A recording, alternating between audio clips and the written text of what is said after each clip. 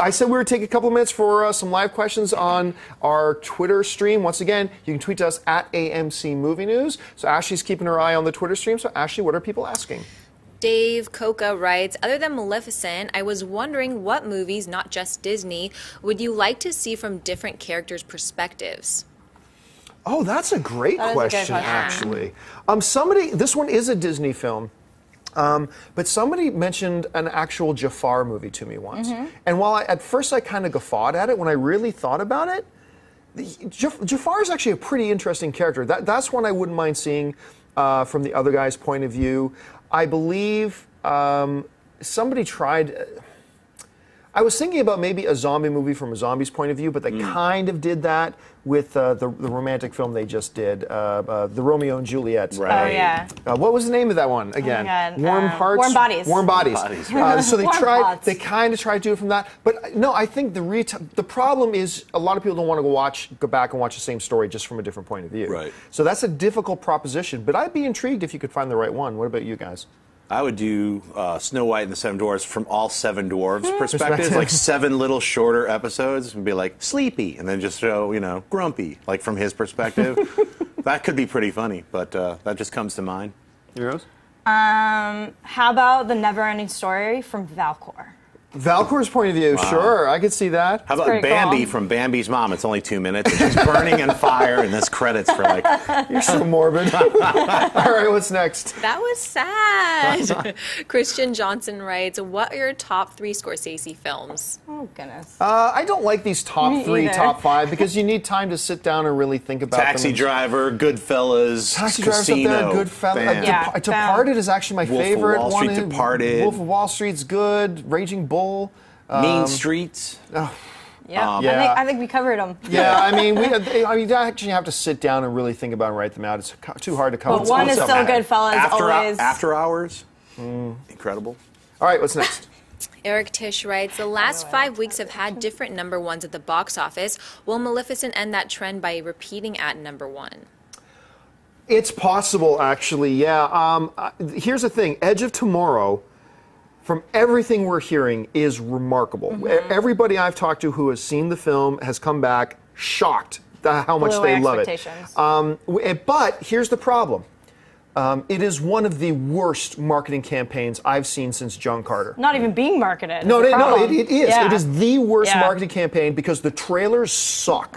The trailers make the movie look like some weird, what is reality, kind of pseudo psychedelic misplaced, and it just looks like a bad sequel to Oblivion, which wasn't that good. That's what everyone keeps saying. Which wasn't that good to begin with. But everybody I'm talking to coming out of it saying, no, it's fun and it's funny and it's like great action.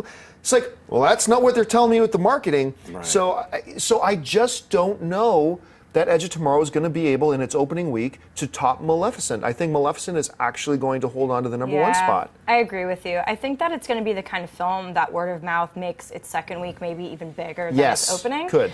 Because I actually tried to go see Edge of Tomorrow last night, and it was packed in the screening, so then I went to 22. Very different movies to see. Very different movies. So we've been trying to see it, and for all those who've been asking, we are doing a spoiler review on Friday about it, because word of mouth has been so strong. Christian saw it. We have a couple people on our team, and they keep raving. Everybody raving. Edward Douglas, our friend at Coming Soon, actually said it's tied for his number 1 favorite film of the year. And Tom Cruise, I still really like him as an actor. He's a great action star, and Emily Blunt is one of my favorite actresses out there right now. And we know she was fantastic in Looper, so that sci-fi kind of epics, and she's a badass. So yeah, I'm really looking forward to this, and finally going to see it Thursday since last night was unsuccessul. Right.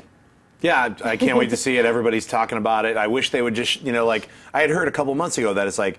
It's like got a lot of comedic elements in it, and I was really not interested in seeing it based on the 2 trailers that I had already seen. I was like, terrible trailers. I've seen that. It looks like The Matrix. I've seen that. It looks like Oblivion. I've seen that. It's like Starship Troopers all like meshed together. Everything's gray and people running around in battle suits. Which, believe me, there's nothing wrong with that. That's cool. But then it's not as exciting as seeing something original. For me, I get bored with like the copycat stuff. So to hear that it's such a great film from everybody. And that it's totally being marketed the wrong way.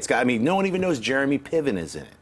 You haven't seen him once, and he plays a very key role, I guess. So, you know, we'll see what happens. I'm hoping that all this word of mouth creates a little buzz where people are like, you know what, I'm going to go check it out. So it could maybe flip around. And it's based on a book. You know, like All You Need Is Kill. Which has a much better title, by the way. Exactly. So, like, mistake number one. Yes. They changed the great title they had. Into All You Need Is Kill. To Edge of Tomorrow, which, it sounds like the title to a soap opera. So marketing mistake number one was they changed it from a great, unique, memorable title. With a fan base from the book. Like, that makes a sense. Great, because they've changed it ages ago. We've never forgotten the title, All You Need Is Kill. Great, memorable, marketable title. They changed that to a very bland, paint-by-numbers title that probably has no real meaning. Edge of Tomorrow. And you're right, it's an ABC Sunday afternoon soap opera. And then they put out these horribly like artsy, it felt like they were going for artsy, existential, this is not the end. You know, that was awesome. It was just these terrible garbage trailers. And it's kind of the opposite of the trend, right? Like, we're so used to seeing studios put out these amazing trailers to terrible movies. But every once in a while, you get a John Carter that had terrible trailers, terrible marketing, terrible titling, and I love that movie. Me too. And now everybody's saying how good this Edge of Tomorrow movie is, and I really just hope that it doesn't get hurt by the fact that they had an incompetent marketing campaign. I mean, everyone go see Edge of Tomorrow. That's what we're trying to say. I mean, haven't seen it yet, but I can't wait to see it. All right, sorry, I took up too much time with that. Let's get just a couple more. Okay, Sean Horan writes, which Dark Marvel would you like to see get a movie? Sorry, repeat that question? I think they left out the word character. Which Dark Marvel would you like to see get a movie? Which dark character? Well, I mean, the first guy I would have said was Apocalypse. And that's come from the X-Men universe. The next one is also going to come from the X-Men universe, though, and that to me is Sinister. I'd love, not to be confused with the Sinister Six, the actual character, Mr. Sinister. He is a fascinating character in the X-Men universe, and I'd be really curious to see, you know, where you go with him, because it's not like it would have to be a villain-based movie, because Sinister, he's a villain, yes, but there's so many layers to him that sometimes his own motivations find himself on the right side of the moral compass, too. It's just, he's a really interesting dude. I'd like to see Sinister. What about you, Schnepp? For, like, their own standalone movie? Yeah. That's a hard one, because, I mean, most of the Marvel villains, for me, like, go hand in hand with the heroes. Like, I love Doctor Doom, but I don't want to see a Doctor Doom standalone movie.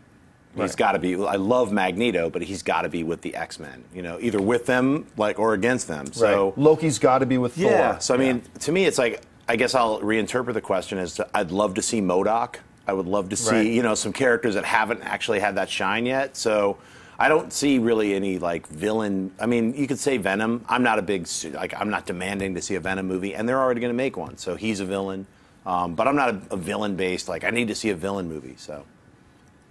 Speaking of Venom, though, Anne just brought home the latest issue, or one of the newest issues of Guardians of the Galaxy, and Venom is in Guardians of the Galaxy now.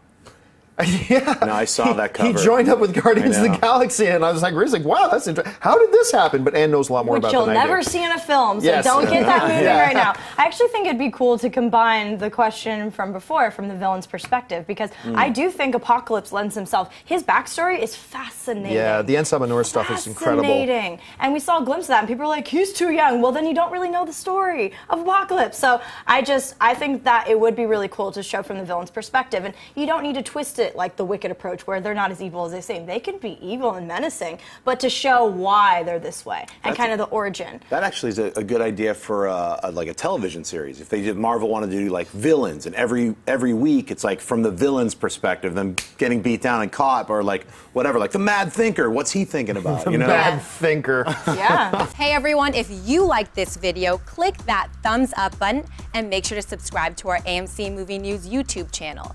It's free and helps you stay up to date with all the latest movie news, as well as our daily AMC movie talk show. Also, make sure that you follow us on Facebook and Twitter to stay up to date with all of our special promotions, contests, and prize giveaways.